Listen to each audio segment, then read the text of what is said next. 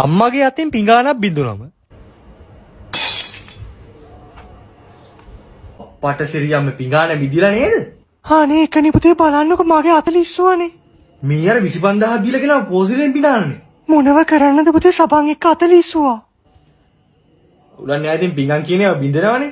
මේ හැමදේම අනිත්‍යයි පුතේ. මොනම දෙයක්වත් අපි අපේ කියලා හිතන්න හොඳ නෑ. මේ හැමදේම නැති වෙනව දවසක.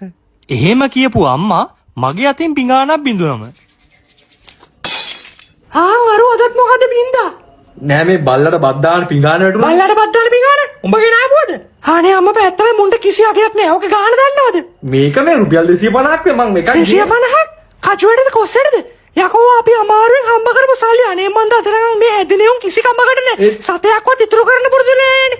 කොහෙද ඉතින් උදේ ඉඳන් හවස වෙනකම් ෆෝන් එක බෝබින්දී ඔය මගුල ඕබෝබින් ඉඳපන් උඹ ලෙගින ගත්තත් නේ අපි හම්බ කරපුවා තව ආබාසිනිය කරකමයි වැඩේ. බලන්න දූලට තාත්තේ මෙයාගේ වැඩ.